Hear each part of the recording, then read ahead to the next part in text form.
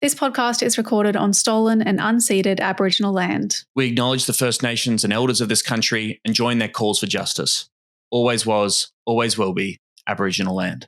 The polls are now showing that, believe it or not, One Nation is now twice as popular as the Greens. Can you believe this? Twice as popular as the Greens. We're stuck with the hosts of Chapo Shithouse podcast. Serious danger to Australia. Oh yeah, baby. Serious Danger, podcast about green politics in Australia. In so-called Australia. It's not an official Greens Party podcast, and it is produced by Michael the Griff Griffin, who joins me on the mic. Hello, Griff. G'day. Hi, Tom. So when we just pushed record, I just turned off my mic and camera, and then because I forgot that I was in the episode. Anyway, go on. Thank you. I will. Nice. It was great seeing your show last night. It was excellent. Well, we don't have to spend too much time on how great and funny I was, but thank you for coming. I appreciate it. I am in Meanjin, Brisbane right now on Turrbal and Yagara country, and it's going to be a great show. I'm going to be joined by returning guest co-host superstar Amy Remeikis from the Australia Institute, writer for the New Daily. We are talking about all things Ozpol. Another glorious week. Just fantastic leaders making great decisions. Oh, yeah. We're going to get into what it really means for the coalition to walk away from net zero. Apparently, there's no money at all for health or scientists. And what do you know? Labor appears to be capitulating when it comes to gambling reform. God. Yeah. That's all you got to say? I thought that, well, there was quite a good rant from Amy at the end of the interview. I thought about what's to do next. Bit of hope for the future, but there's not a lot of hope in all that. Sorry, everyone. It's not our fault. We don't make the news. We just talk about it, okay? Don't get angry at us. Yeah, no, I got told off just before we recorded by my girlfriend for playing into civility politics like I'm a bloody Labor person, because I was talking about last week with Max's interview and talking about the 4-day work week. And I was saying how, the 4-day work week is, of course, a key issue for the future, but it's not getting people into houses. It's not, raising the dole. And so, I got told off, and but my explanation was, it's like, well, we need to you can't just have negative things for the voters. You need to have the carrots for them to make them want to vote for the party.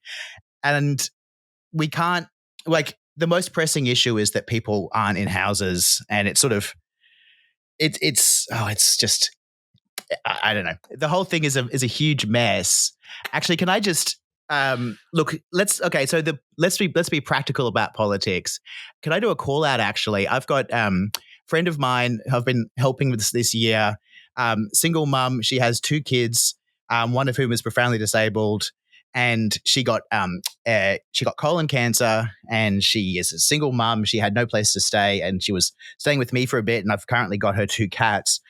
And then there's just been a new twist, which is this granny flat where she's staying temporarily will now can only have it till January. So not sure even where she's going to stay at all. I would like to get those cats out of my house and her into a house. She was here for a while, and then lately she's been in a granny, under a friend of the family's house, sort of making do. Let's get some direct action. Can anyone in Brisbane help me find, particularly close to the Yeronga Annerley area, because that's where the kid's at school currently, which I realize is quite inner city, but that's where the kid was born. And if anyone can help find a house for these people, please be in touch with us on the email or anything, so that maybe we can just make it a podcast about getting people into houses. I don't know. Sorry, I won't do. Sorry, that's not going to be a weekly segment, but I don't know. This poor woman needs a house, and I have a podcast. Please help me. Please find this poor. She's recovering. She's doing well, but she's not recovering in terms of being able to find a place to live with her 2 kids. And so please help someone. Have you talked to your local Labor MP to help you out there, or any luck? Well, to be honest, I haven't been able to get her to go, and and I've been trying to get her to go with me, and it's hard, and not to mention the fact that my local MP, or our local MP, is Mark Bailey in the state level, the Labor guy, and his staffers won't engage with me. They stopped replying to emails, because I would hassle him. I would send him emails, always polite and professional, but saying things like, would you please do rent freezes? Explain why not. Or have you read the new IPCC climate report and how did that, influence your voting choices? And if you'd send enough of those sort of emails and phone calls to Labor MPs, you suddenly now don't have an MP and they won't respond to you and they won't engage with you. And on Facebook, Mark Bailey has been quite aggressive to me. So I don't believe that I can do that for her. I think that they would reject her because of me. So can't do that myself, which makes it even harder to get her to go along. It's a lot of mental burden in terms of feeling like I need to know how to solve the problem. I produced the Floodcast show, and there was an episode with the people on there, the incredible Green staffers who now, of course, don't have jobs, talking about how much they help people like her, but they don't have jobs now. I can't get over that point that they made, that the South Brisbane, Inner Brisbane staffers spent so much of their resources from the, Max Chandler Mather and Amy McMahon's resources to get people into houses. But guess where the houses are? Different fucking electorates. Right. So Max's hard work, Amy's hard work, and their team's hard work helped contribute directly to them losing the election. And it can be hard to stay positive, but please get my friend Juliet a house. Someone help. Oh God, if we could sort that out through the power of podcasting, I'd be very happy with myself. That'd be great. We'll put I guess you can always email us hello@seriousdangerpod.com, or if you're a patron, you can send us a message there or get us on social media at seriousdangerau.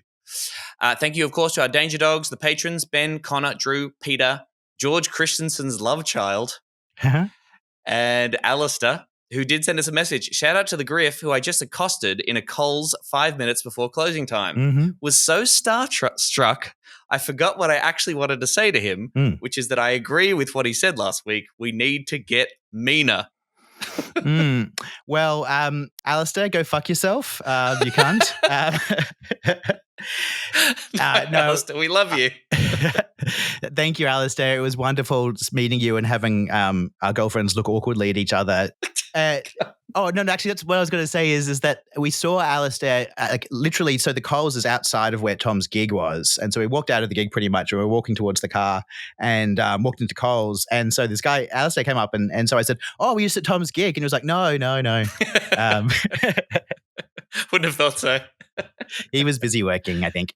So thanks, Alistair. And let's be really more mean. I actually think, Tom, we need to be mean. Like, you need to be like, you're so polite and it's a wonderful thing, but these cunts are cunts and they're cunts.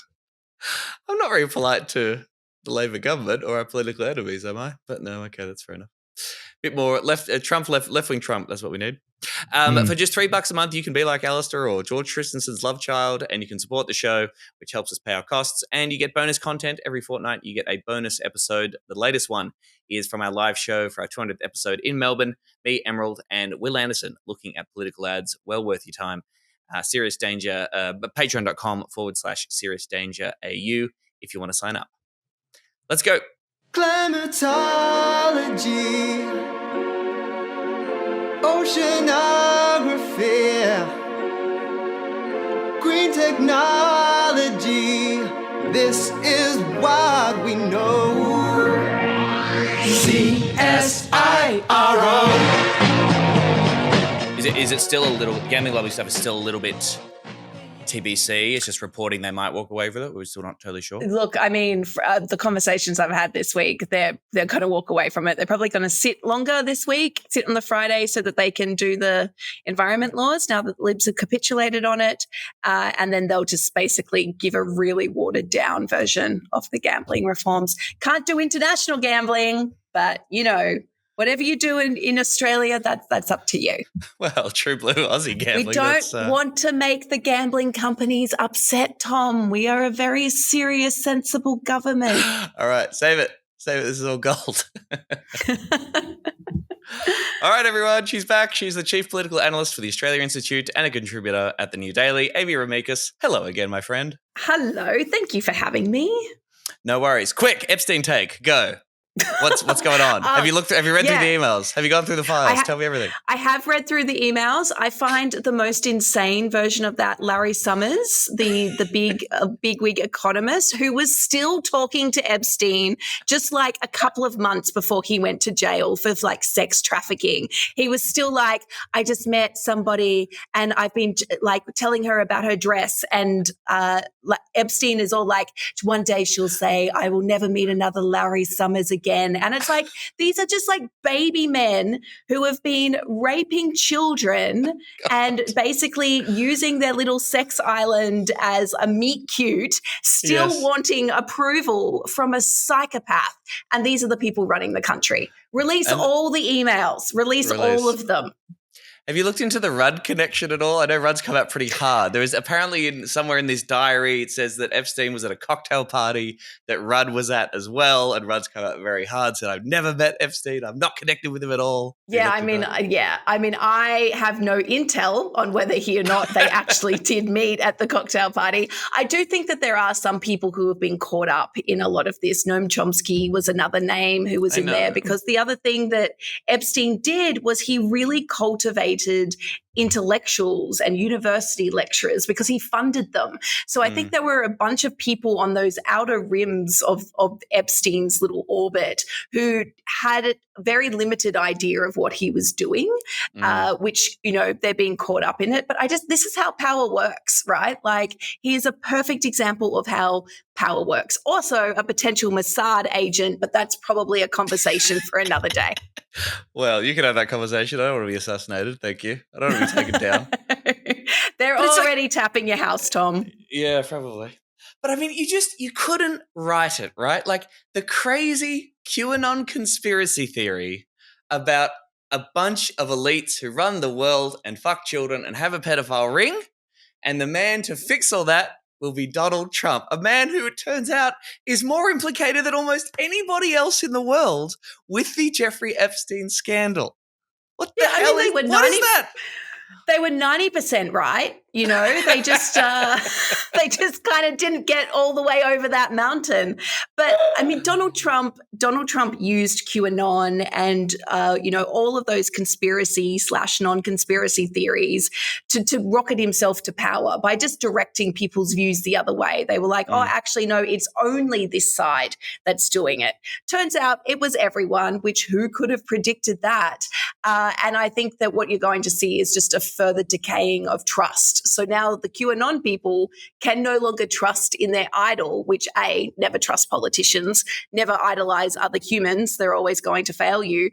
But also just really look at what is happening systemically here. They did this for decades. It's probably still going on in a lot of circles.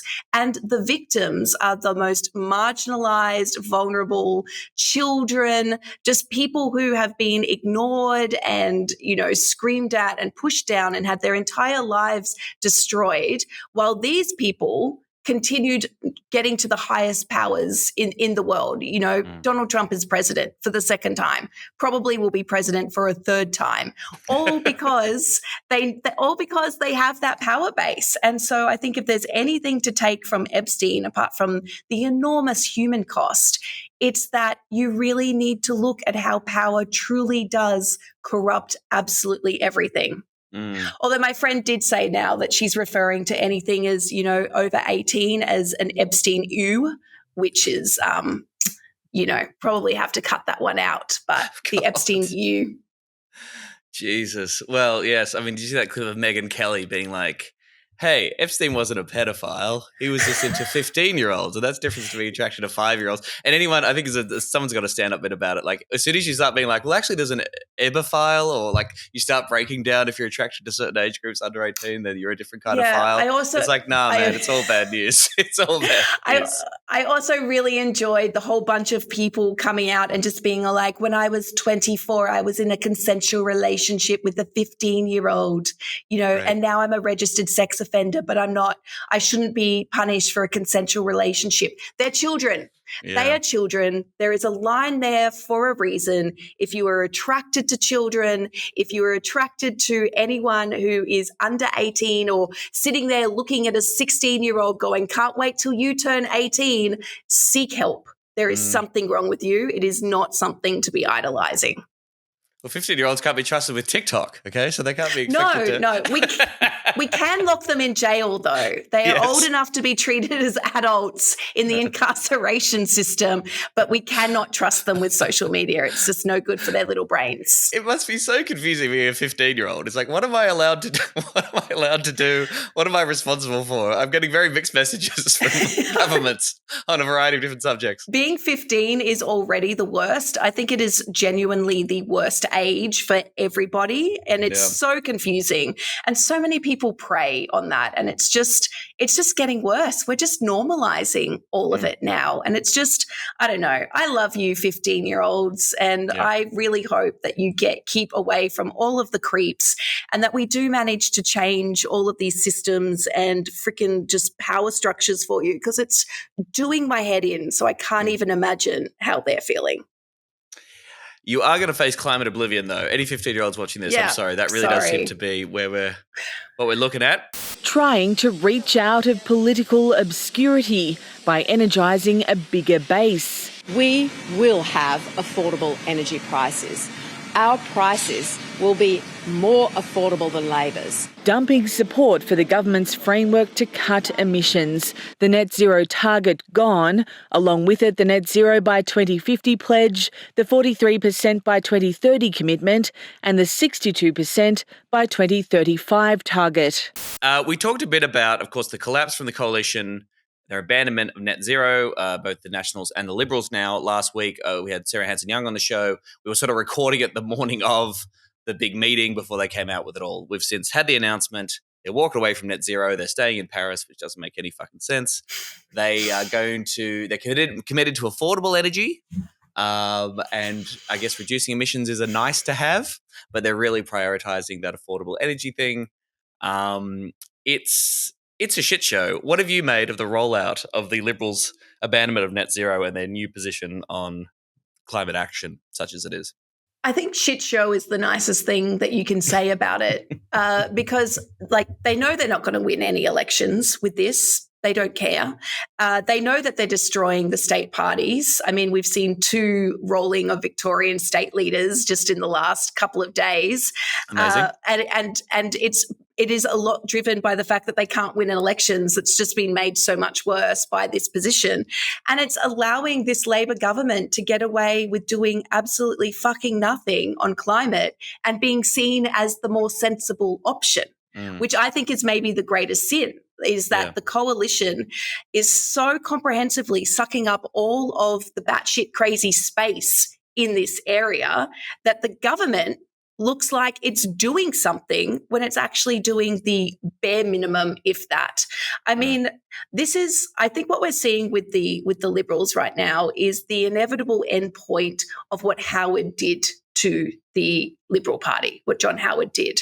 Menzies, if you want to go back that far, he established a party where he basically knew that occasionally he was going to have to be a supporter of socialist policies in order to, he did. He supported social housing. He supported a welfare state in order to be electable. So he was like, look, if we want to do this free market malarkey, then we're going to also have to give people a basis of a social security foundation. And then Howard came along and said, I'm a conservative, not a liberal. I'm Australia's first conservative prime minister. And under me, I'm going to allow the small L liberals to have input, but never actually directly lead or be able to have ownership over a policy. And what's happened is that everyone who's come after Howard has basically said moderates are allowed to speak about things, but they're not actually allowed to do anything.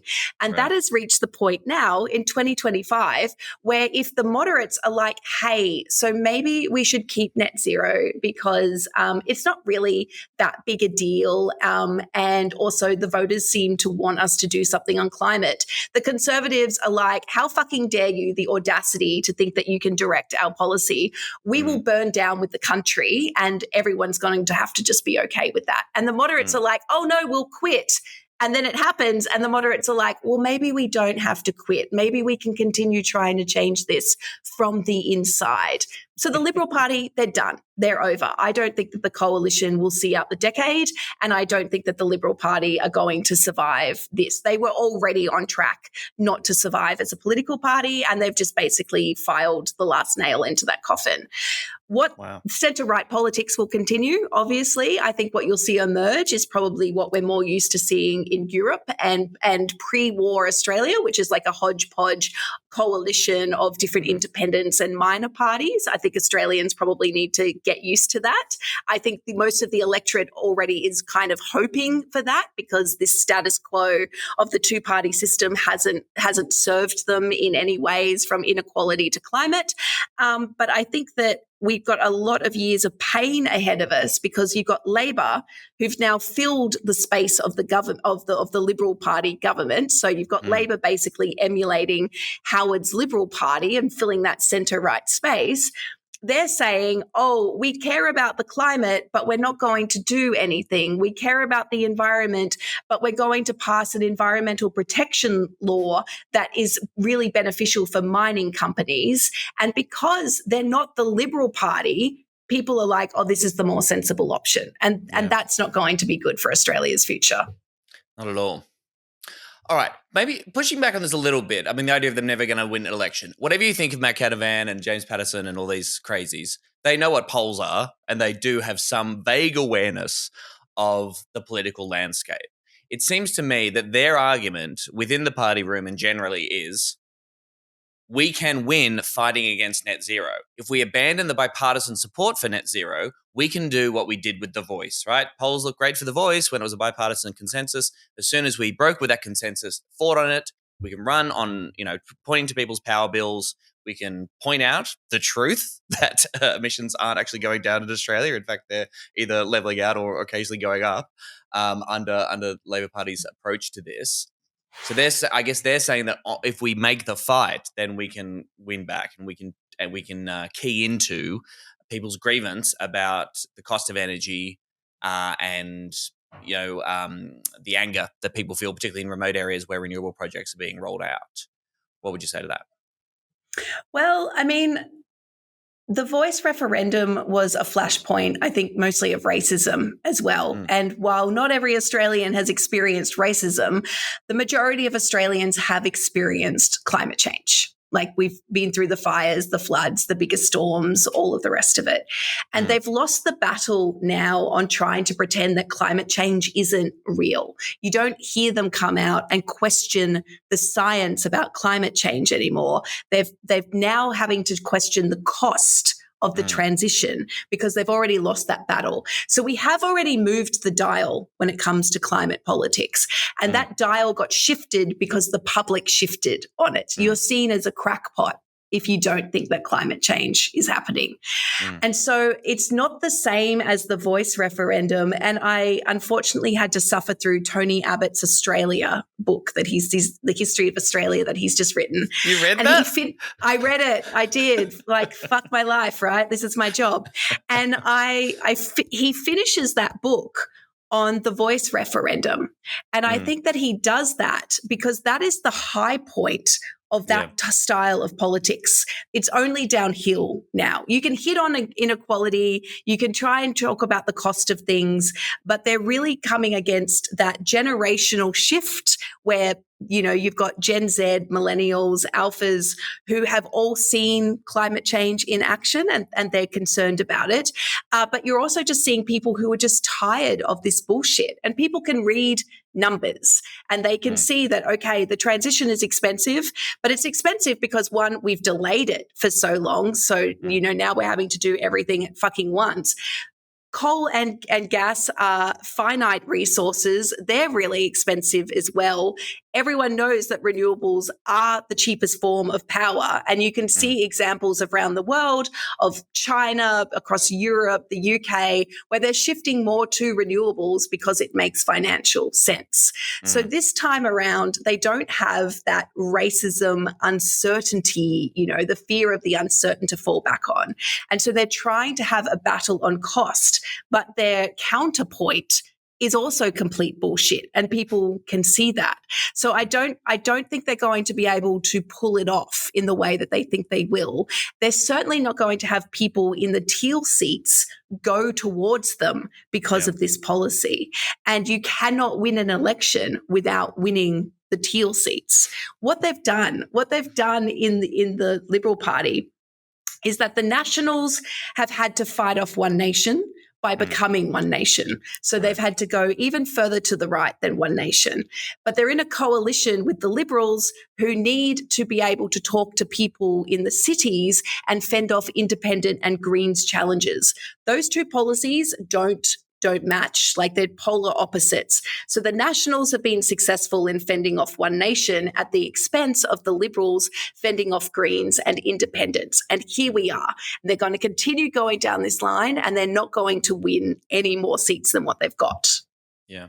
I mean, I remember that, the Sky News crowd, your own Deans, when the Teals win, being like, good riddance. Get the fuck out of here, you Labor light assholes. You're gone. We don't need to worry about them anymore. We can have our hero, Peter Dutton, lead this wonderful coalition now, because we need a real conservative to win. And then, of course, he tanks, and the response is, well, he was pretty woke, Peter Dutton. He was too woke. We need somebody even more conservative than Peter Dutton. We need to ensure that people are in internment camps dependent on their beliefs, that we only let you out if you worship coal. Yeah, it's just that, but it is that echo chamber as well. So you've got Sky, which is basically the voice of the Liberal Party base. The Liberal Party base on the metrics is older, whiter, and more conservative than mainstream Australia. Right. They're pre-selecting people to run in the parliament. They're stacking branches. Those people then reflect back what Sky is telling the base to reflect back, and vice versa. And this is what you've got, this end point. Bridget McKenzie, Barnaby Joyce, a whole bunch of Conservative Nationals MPs are running around saying they don't care if they don't win an election again. Really? It's not their job to get Liberal Party MPs elected. They're literally telling people that. Wow. And that's what's happening now. So you've got all of these Liberals who are jumping on board with that style of thinking because that's what gives you power within the party. But it's going to become increasingly obvious that you're not actually going to win the electorate, which is supposed to be the point of being in Parliament. That's where you get the power. But meanwhile, you've got Labor, who's now saying we are the natural party of government. That's Anthony Albanese's whole project, is to install Labor as the natural party of government. And in order to do that, they've got rid of the duality of the Labor Party, which was this big movement, the workers' rights and Labor movement, which then had a political party attached to it, but they were morphed. And the entire idea of the Labor Party was to change society and, through propaganda and through whatever, to uphold the Labor movement and workers' rights.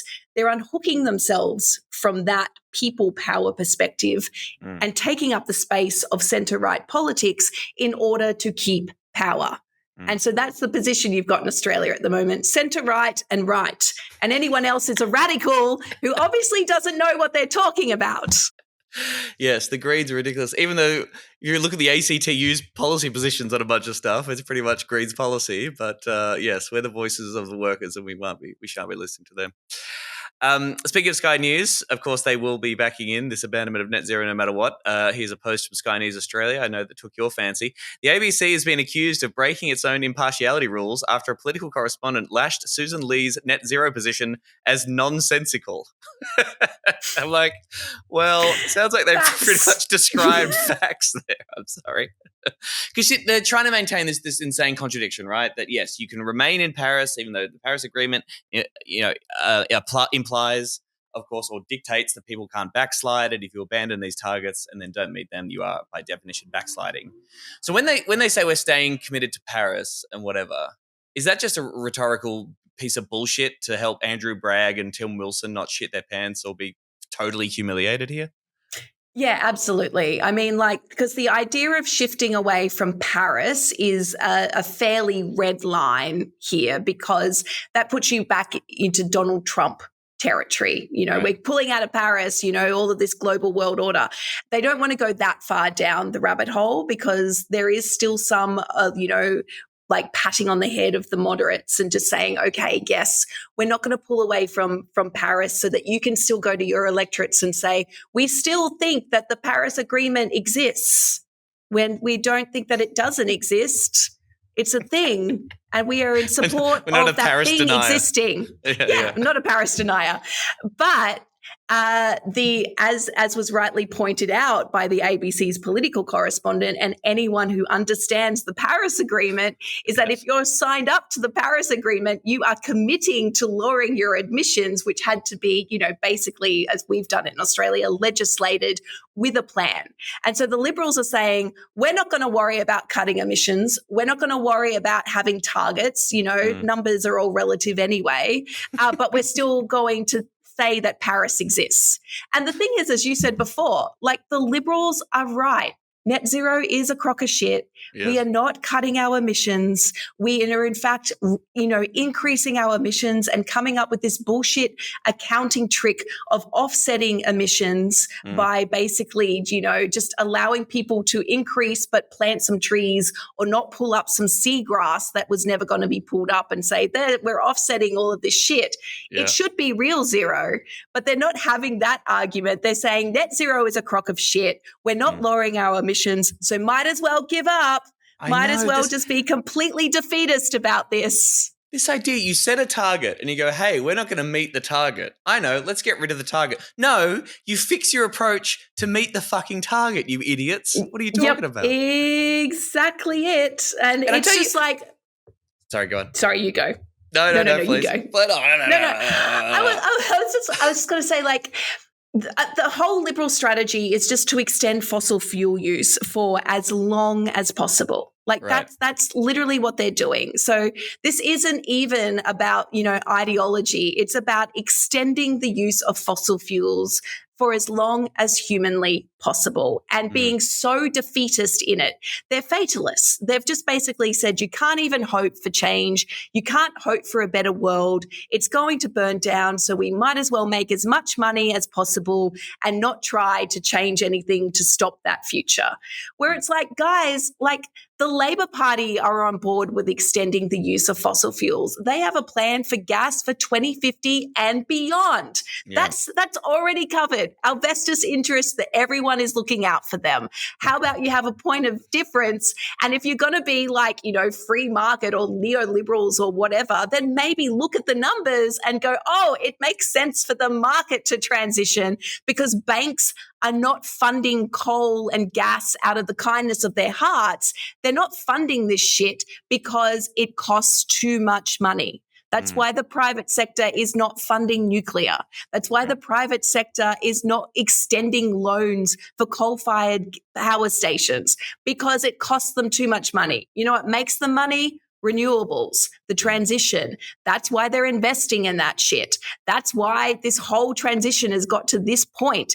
That's why they're saying, hey, could you guys maybe work some shit out so we can have some certainty of investment? And it's like, if the market is on board, then surely you could basically say, okay, yes, let's continue pushing down this road. But no, we can't hope for anything better. No, it drives me fucking crazy. I also loved in that press conference, Susan Lee was like, this is our position. If people in the United Nations or people in Paris don't like it, I can do it. It's like, there's not people in Paris. That's where the agreement was made. There's not people in Paris all the time who are looking over the Paris Agreement, you fucking idiot. It's not the Paris place. Yeah, so all the Parisians are going to come and get us. They're all going to fly here and go, ooh la la, what are you doing? Sacre bleu. This is mad. This is mad. Oh, but we did the same thing with Kyoto, so you know. Yeah, true.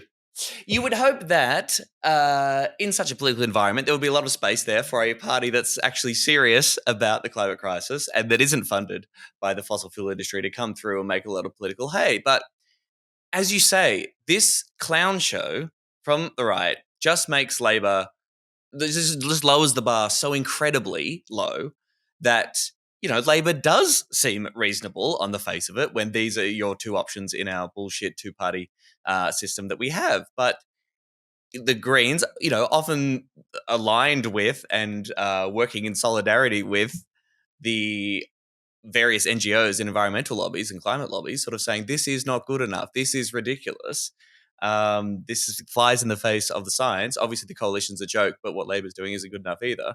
That should be where the political capital should be made. Unfortunately, it seems, in this 1 week of Parliament left we have for the year, in which Murray Watt and the Labor government is keen to get their nature reforms through. We've talked a lot about these reforms to the EPBC Act. Even though Labor is celebrating and talking about the coalition being absolute dinosaurs and they're idiots and they're crackpots and they don't listen to the science and they don't care about the environment, it seems they are shaping up to find a way to pass their environmental laws with the support of the coalition, with concessions to them through the Senate. Can you make that make sense for me, Amy? Because that fucking is bonkers to me. It is absolutely bonkers, and it's just about politics. So, as you guys have laid out in the show, Tanya Plibersek, when she was Environment Minister, had a deal with Sarah Hanson-Young for a climate trigger to pass the laws in the last Parliament. Yep. Everyone was happy except for Anthony Albanese and Roger Cook, the Premier of Western Australia, who said this is going to be catastrophic for my state. God forbid that we actually think about emissions reduction in climate and environmental policy. And so Anthony Albanese came over the top and scrapped the deal and said, we can't do this because we can't get bipartisan support. Fast forward to now, Murray Watt, who is quite ambitious, but also known for being, the Christopher Pyne fixer of the Labor Party. He will come in and get the deals done. He's been given environment, and the sole reason he was given environment was to do this deal.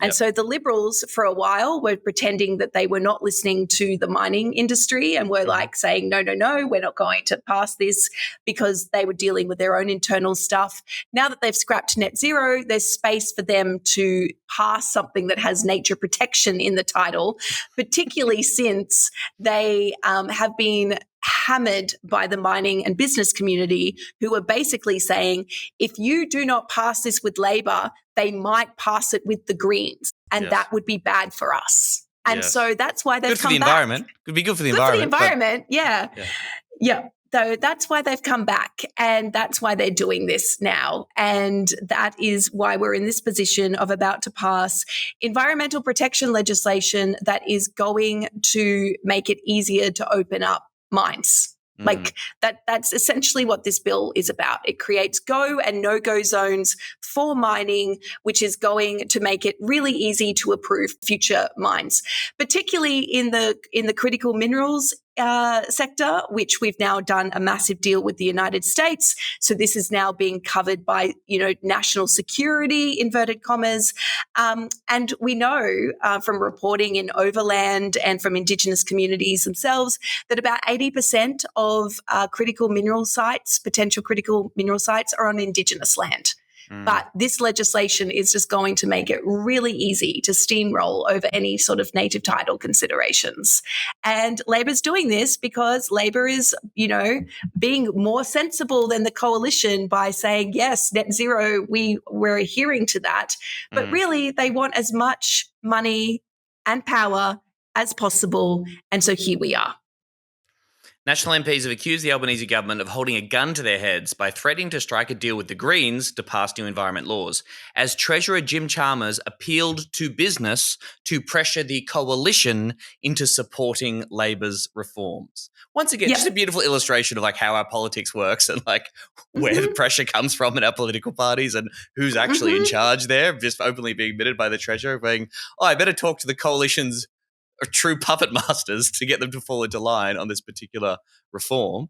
Greens leader Larissa Waters popped up on the ABC yesterday to add, I think if the Labor government wants us to do a deal with the climate-denying anti-science dinosaurs in the Liberal Party, that tells you everything you need to know about what the government's motivations are. It's not the environment, it's lining the pockets of big corporates. And, Sarah was making this point on the show last week. It's like, if Labor's preference was to do a deal with the Greens, the original draft of the bill would look very different. But it really does seem it's lining up this way, and the concessions will be made, and our two wonderful major parties will pass these laws.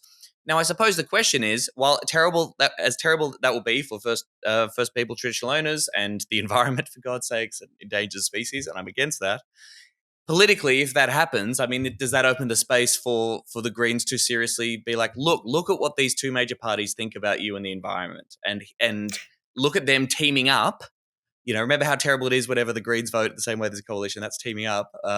Look at Labor and Liberal and the two major parties teaming up to fuck over the environment and to serve the interests of fossil fuel capital. We are the real opposition. We're the people who actually care about the environment. Vote for us. Well, I mean, it should, but I think the difficult thing is going to be unhooking most people's idea that the Labor Party is doing something on climate and environment. And Labor's been really, clever in the political sense of constantly talking about bipartisanship. And the way that they sell it is by saying, and they do this on national security issues, the climate, environment, anything that they want to do the least amount possible on, they will say that they need bipartisanship. The National Anti-Corruption Commission, another perfect example. And they sell it as saying this ensures certainty because if the coalition passes this, then they're not going to get rid of it. They're not going to attack it. As if, every parliament is not different and, agreeing to something doesn't mean that you're not going to change something in the future anyway. That happens all the frickin' time. But apparently— And you've got 93 seats. You've got 93 seats. And so, but apparently, the only way to pass legislation is to have the people who were completely destroyed by the electorate, completely rejected by the electorate for their ideas and their policies. The only way that you can pass legislation is to have those people approve it. That's essentially what Labor's saying. Interestingly, Labor did not do that with the IR changes that they did in the last parliament. They didn't give a shit that the coalition or the media or business were against it, and they passed that with the Greens and independents because they were like, no, this is a necessary reform. So bipartisanship didn't matter for industrial relations, rightly so, but apparently matters for everything else that Labor does not want to act on. Yeah. And so it's the same issue that I think Americans are facing, where the Republicans are so insane that the Democrats don't have to change anything, don't have to do anything different. At least that's how they feel, because they're not as insane as the Republicans and they feel that people are going to vote for them regardless. And so the challenge in Australia for anyone who is outside of that two-party system and wants to see change is unhooking the idea that Labor is acting on climate. Because people see things like the environmental protection legislation and they go, that must be protecting the environment. Nature positive reforms, that must be positive for nature. Because people are tired. They don't have time to look into the detail. They're living their lives. They're already exhausted. They're probably working multiple jobs. They've got limited, care capacity. They're trying to survive. And so they see things flash up. The media doesn't do a great job of explaining this stuff. We basically throw up debate and say, this side said this bullshit. This side said this bullshit. Here's what the, scientists or whatever are saying. All these things are the same. And so, the media basically doesn't explain what's happening. They just talk about the political debate in the moment, not contextualizing it as to what it actually means. And so people just kind of move on with their lives. And it's not this will be reported. Once it gets passed, it'll be like, this is a win for the government. The government got to its agenda. Here's a win for they managed to negotiation. It's like, what about the fucking environment, you psychos? Yep. Which is exactly what happened last year when they had their final sitting and they put 30 bills up in the Senate at once and were like, we've got to get this through. And then it was reported like Labor has done its legislative agenda, they managed to pull off the impossible. What does it fucking mean? What are these laws that they're passing? And so, there is space for people who are not the major parties to step in and for the Greens to be like, they're not on your side. It's just going to take time. Although, for people who are looking for hope in that space, when the swing was towards Labor at the last election, Labor almost lost Fremantle, they almost lost Bean, and they almost lost Franklin to independents. And so that was when the swing was to Labor. Imagine what's going to happen at the next election. The Liberals can't win. They can't get 33 seats. When people are tired of this shit, how much pressure Labor is going to be under on its left flank. And they're already feeling it, like talking to people in the Labor caucus. You've got 18 or so backbenchers who probably shouldn't have won their seat, who did win their seat, who are already looking at the next election going, oh shit, people are kind of angry and we may not win our seat, but we quite like being in Parliament. They're the people to target. Like, if you want change, they're the people to target. Also, the environment movement as a whole, sorry, my last point on this, the environment movement as a whole needs to stop confusing access for influence and change, because being in the room with Murray Watt is not doing anything to change the legislation. It's not. You can't just be like, oh, we're going to change it from the inside or softly. That hasn't worked. So the only way to actually get influence is to bring the people with you and point out what's shit. Well, Adam Bant takes up his job at the Australian Conservation Foundation in January, I think, and so that's where the armed revolution will begin. We will fight to save Mother Nature with Adam leading at the front, so that'll be good. Yep. Let's see how that goes, huh? We tested, measured, and compared about climate change on land and air. But to folk K-Rod is not allowed, because the government will shut us out. Hey, hey. All right. Some other breaking news here. It appears the country is broke and we have no money to do anything in the world. On Monday, the ABC, well, certain things, I suppose. On Monday, the ABC ran this story. The states and territories are on a collision course with the Commonwealth over public hospital funding, with health ministers expressing white-hot anger over a letter from the Prime Minister demanding they rein in spending if they want a funding deal honoured. Anthony Albanese made the request in September, writing to state and territory leaders saying they must slash growth if they want a public hospital funding commitment implemented. For states and territories to realise a Commonwealth contribution of 42.5% of public hospital costs by 2031 under the capped glide path model, God, this shit is so boring, it will be necessary for your government to work to reduce growth in hospital activity and costs to more sustainable levels, the letter states, according to two separate sources. The intervention has prompted an angry response from states, including Queensland, which said the Prime Minister was trying to pass the buck. Now, again, I just love this idea of just saying, hey, reduce demand for people going to the hospital. Just bring it down a little bit, guys. Just walk stop more your carefully. Population from being so sick, could you? Could you just stop your population from needing healthcare? Could you just work a little bit harder on that? Get the echinacea out, see what that does. Stop being old. Everyone stop being old. Everyone stop being old. Everyone just stop having chronic health, situations that exasperated by the climate crisis. Just stop it.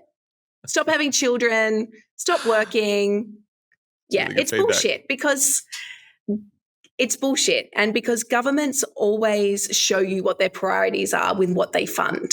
And so while we don't have money for public health, we don't have money for raising welfare, we don't have enough money for public schools, we don't have enough money for universities, we don't have enough money for infrastructure, we don't have enough money for social housing, we don't have enough money for people, but we do have as much money as you want for defense. Yes. We do have as much money as you want for strategic relationships. Even though defense has no deliverables, there's no guarantees in defense. It doesn't matter how many times they fuck up. It truly does not matter because we haven't been in a war. We haven't had to defend ourselves where all of the fucking gaps are revealed. If Australia got invaded or became under serious attack, that's the only way to prove how fucked up our entire defense infrastructure ecosystem is, because suddenly we'll be like, oh shit, we don't have the drones. Unleash the submarines. We don't have the submarines. We don't have the fucking defense capabilities. Who knew this was going to happen? Don't worry, it's in the pipeline. We'll get it to you in another couple of years. That's the only way to prove defense failure is to be attacked. But because we haven't had to defend ourselves, we continue throwing as much fucking money as we have. And do you know when AUKUS was signed?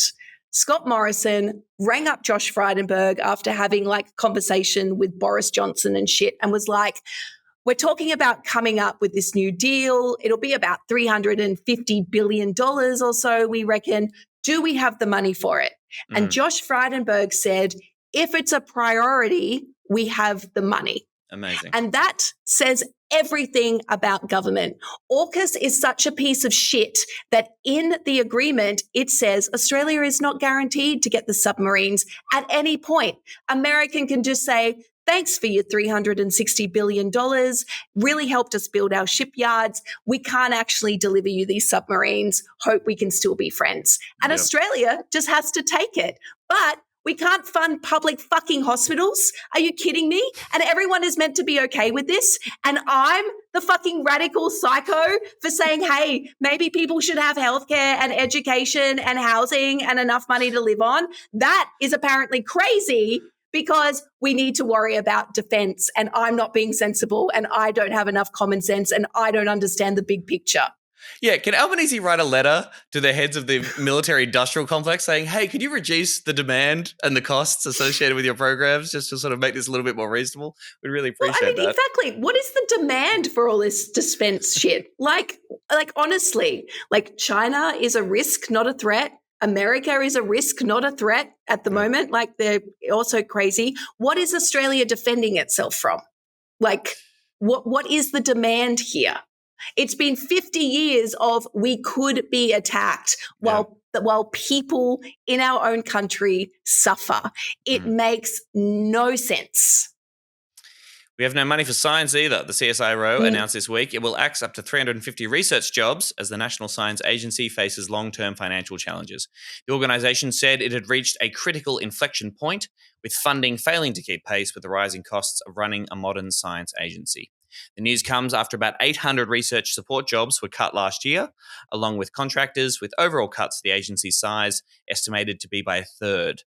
The job cuts have been slammed by some staff, including CSIRO Staff Association Section Secretary Susan Tonks, who said these are some of the worst cuts the CSIRO has ever seen, and they're coming at a time when we should be investing in and building up public science. Now, I remember when Tony Abbott cut the CSIRO and we all lost our fucking minds. And we thought, look at this dinosaur, look at this idiot, look at this Neanderthal, what are you talking about? These cuts, as my understanding, are worse than Tony Abbott's cuts in 2014. Yeah, it's a great award being worse than Tony Abbott. You've just really got to love that title. But it's, again, indicative of so much of what this Labor government is doing. You know, like Labor created Medicare, but is now telling public hospitals that they need to, you know, cut back on people being sick and needing to use Medicare. We're all for Medicare, but don't go crazy with it. I mean, just be sensible, please. Exactly. Could you just go to an urgent care clinic or something where they'll put a Band-Aid on your severed leg? Like, it's ridiculous. And the CSIRO, it's particularly ridiculous given that one of Labor's only major policies is this Future Made in Australia, which is about manufacturing. It's about research and development. And it's got a really stupid name, but it's essentially about bringing manufacturing, research and development back into Australia. And so the way that you do that, of course, is by completely gutting your landmark, historically successful institution of science, research and development, and then just giving all of that money to overseas interests to maybe build some shit in Australia, to maybe open up an office in Brisbane or something. It's just, this is what is happening. We have, under this neoliberal project, which Labor is fully on board with, and has been since the Hawke-Keating governments, you undercut public institutions and bring in the market. And we all see how that plays out, but we're constantly told that this is being economically sensible. And it's only when something like, I don't know, a global pandemic happens that completely shuts down supply lines and reveals the gap in a nation's capability that we go, oh shit, maybe if only we had some sort of like publicly owned body that could create some of this shit for us. And then we all forget a couple of years later and go back, no, the private sector is what's going to save us. And again, it's just like, where does the pressure come from? Like, I don't know anything about the CSIRO Staff Association. I assume they are a union body. I don't know if they're in the ACTU. I don't know if they have any sway within the Labor Party. I mean, you would think that, I guess if they were making these kind of cuts in another part of the public sector, there might be more of an outcry. I don't know. But you just sort of go, these guys are worse than Tony Abbott when it comes to these cuts. And they just do it, and they can still pretend to be a friend of the worker and a friend of the public service. It's bullshit. Yeah, but I mean, like public service unionism never recovered after the Accords, and under successive coalition governments, particularly under Howard, they were so successfully undercut that they've never actually recovered any of their influence. Like we barely hear anything from public sector union because they don't necessarily have the members to make, the strength in that collective. And this is, again, the end result of that. I mean, unionism in Australia has received a massive push from the care sector. So, healthcare, aged care, childcare. And we have seen reforms in those areas because of the strength of the collective there. Like you're more likely to have a unionist nurse than, a unionist in any other sort of sector. It's the care sector now. And they are seeing some gains because of that. But unionism across the country has been undercut. It has been robbed of its relevancy and its power. And as a result, workers, no matter what sector they are, but particularly in the public sector, are suffering, and the nation suffers as a result. So Labor, which is supposed to be, the basic foundation of the Labor movement, have continued this tradition of undercutting unions by undercutting public services. And I don't know how you stop that. I think because people have to unlearn a lot of what they've learnt about the union movement. They have to basically learn how much they've gained from the union movement, and that all of these workplace rights that we take for granted are not set in stone and can be taken from you at any moment. And you really do need strength in numbers to push back against that. But there's something else going on here too, isn't it? Because there's one thing to advocate for your workers' conditions and wages within the public service you're working in, but like this is an attack on the value of funding public science more broadly, right? And obviously that is union business, I suppose. Often a union has to advocate for themselves and the importance of the work they do. But you wouldn't think that, yes, the CSIRO would have to argue for its own fucking existence to a supposedly progressive Labor government. But there you go. But also, I mean, the CSIRO have tried, the civility politics too for like the last 30 or 40 years, where they've tried to make the government happy. So there were all of these times during the Howard government where scientists were accusing the CSIRO of gagging them because they wanted to talk about climate science, and that was going to make the government sad. And so the institutional body came down on top of them, and it doesn't work. Like appeasement does not work as a strategy, whether you're the CSIRO or you're trying to fight the next Hitler. It does not work. The only thing that works is reminding people of why you're in the fight in the first place. Yeah. Facts don't care about your feelings, Howard government ministers. No. Sorry. Yeah. Just briefly, this fact came out in the public health front. So there seems to be bed block is this big issue in our public hospitals, and this idea of stranded patients.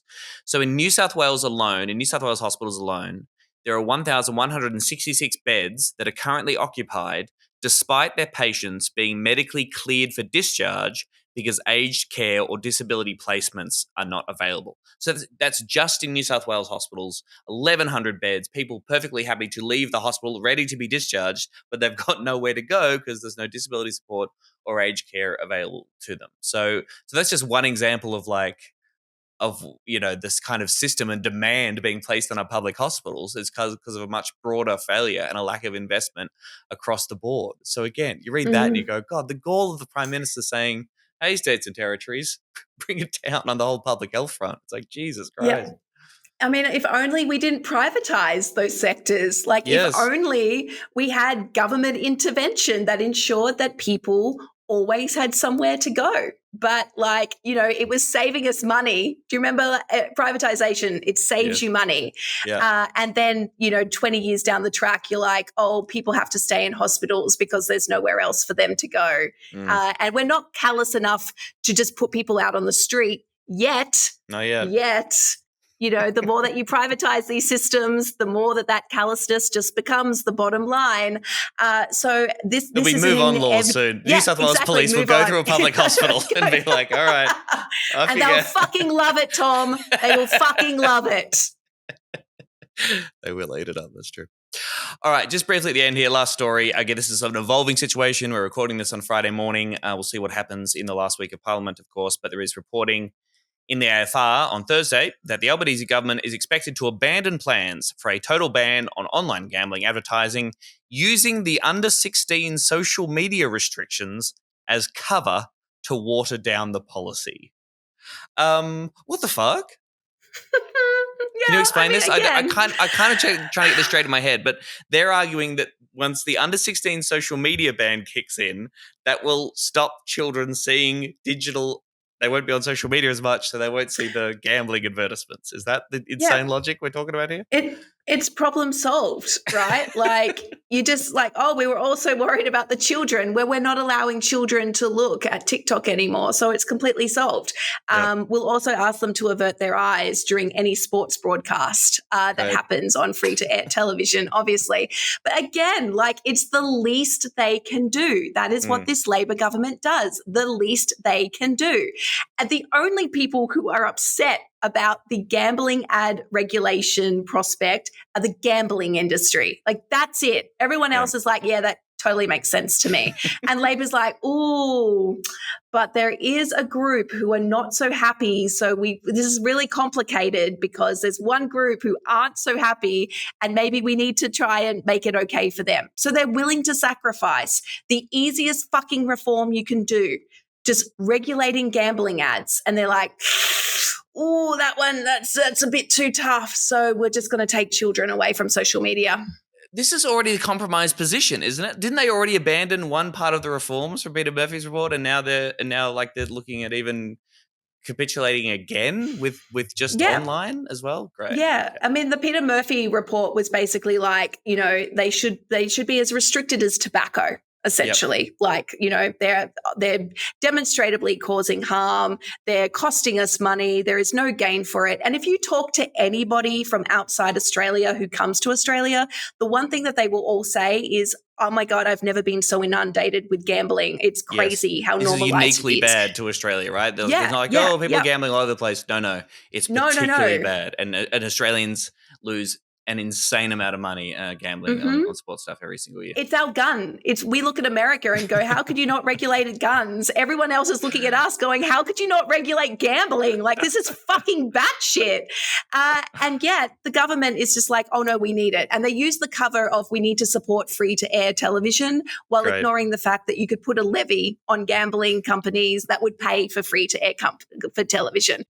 This Labor government is literally siding with industry and business on every single issue. And if they can't change gambling ads, then they're not going to change anything that's beneficial for the country. When Parliament returns on Monday, the Greens said they would push for gambling reforms to be investigated by a Senate committee. Going soft on banning digital and online advertising will leave families vulnerable to the gambling industry vultures, said Senator Sarah Hanson-Young. We need a full ban on gambling advertising as recommended in the Murphy report. Kai Cantwell, the CEO of gambling industry body Responsible Wagering Australia, claimed a blanket ban on wagering ads would not stop wagering, but instead push Australian gamblers to use offshore gaming platforms. Banning licensed operators from social media won't stop people from gambling. It will simply allow illegal offshore operators to fill the void with predatory ads and huge illegal promotions that target vulnerable Australians and kids. And those kids should be being targeted by Australian predatory gambling companies. The true blue Aussie ones, right, Amy? Mm-hmm. Yeah, exactly. We should be able to be the Epsteins of the gambling world in Australia. It's us. All right? We want our harm to be homegrown, true blue Australian harm. But it's just, again, so here's the duality of this. The social media ban, which researchers, scientists, anyone who has any contact with it says it's not going to work, it's going to be harmful, that it's going to just push kids into different spaces.